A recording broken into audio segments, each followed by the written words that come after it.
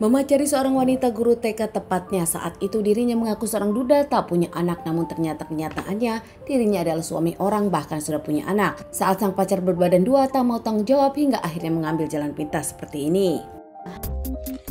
Kejadian kisah nyata yang aku bawakan kali ini terjadi di Gunung Sari, Lombok Barat. Seorang wanita bernama Haurani berusia 29 tahun, biasa dipanggil Rani, tinggal di Gunung Sari, Lombok Barat. Pekerjaannya sebagai guru TK di dekat rumahnya. Keseharian Rani pun pagi-pagi dirinya ke sekolah TK, dirinya pun pulang siang hari dan selalu ada di rumah.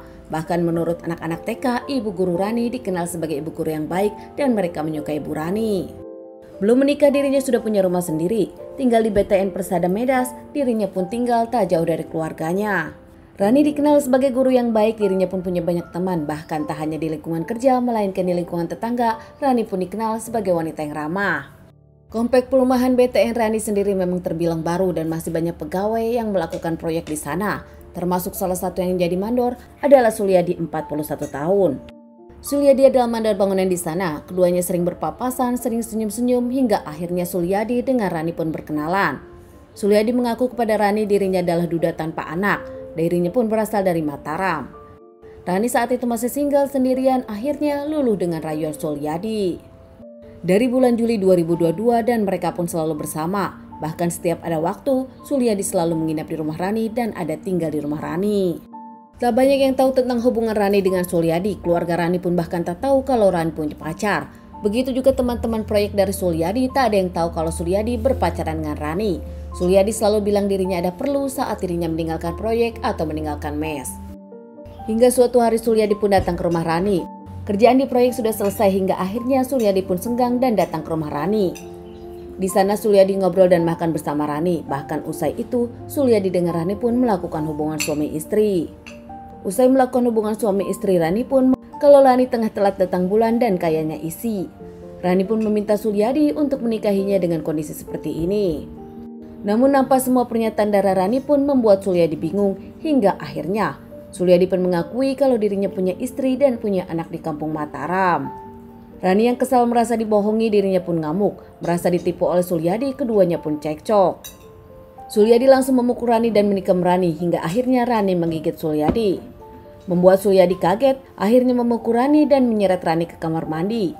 Memukul, membenturkan dan mengikat Rani hingga akhirnya Rani pun mengembuskan napas terakhirnya di kamar mandi rumahnya sendiri. Usai melakukan aksinya, Suryadi pun mengambil 2 handphone Rani, mengunci pintu dari dalam dan Suryadi pun keluar lewat jendela belakang. 3 hari kemudian ibunda dari Rani bingung tak bisa menelpon sang anak Rani, bahkan menurut teman Rani, beberapa hari Rani tak masuk ke sekolah. Ibu dari Rani pun meminta suaminya untuk mengantar ke rumah Rani yang tengah sendirian.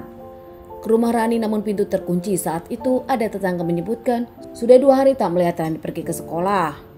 Tak lama ibu dari Rani pun membuka dengan kunci cadangan yang dimilikinya. Masuk rumah Rani dengan suaminya, melihat foto Rani ada di dalam tak seperti biasanya. Bahkan ibu dari Rani pun memanggil nama Rani namun tak ada jawaban hingga membuka semua pintu. Membuka pintu kamar tak ada Rani, namun saat dirinya membuka pintu kamar mandi, kaget dan histeris melihat sang anak sudah tak bernyawa dengan kondisi yang tragis. Ibunda dari Rani pun menjerit hingga para tetangga berdatangan dan membantu sang ibu. Tak lama para tetangga pun melaporkan kejadian ini kepada Pak RT dan kepada pihak kepolisian. Tak lama pihak kepolisian pun datang ke TKP, menyelidiki kasus ini dan membawa jasad Rani ke rumah sakit untuk dilakukan otopsi. Bahkan saat itu pihak kepolisian pun memeriksa CCTV terdekat dari rumah Rani. Hasil otopsi menyebutkan Rani mendapatkan penganiayaan sebelum dirinya mengembuskan napas terakhirnya. Dan nampaknya Rani sudah berpulang 2 hari lalu.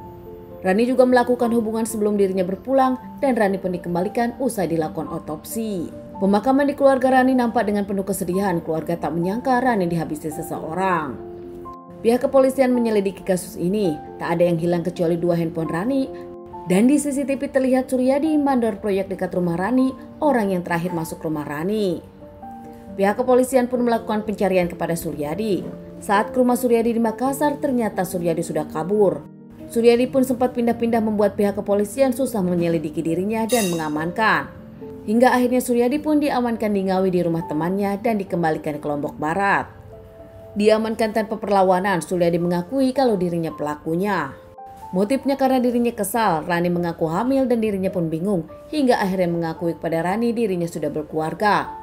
Ogah bertanggung jawab Suryadi pun punya keluarga dan tak bisa menikahi Rani, hingga akhirnya memilih menghabisi Rani di rumahnya. Diamankan dan menjalani beberapa kali persidangan hingga akhirnya Suryadi pun mendapatkan vonis 15 tahun penjara.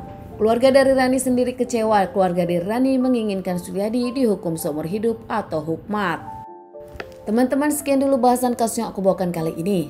Semoga ini bisa dijadikan pelajaran untuk kita semua dan ditunggu bahasan kasus-kasus selanjutnya.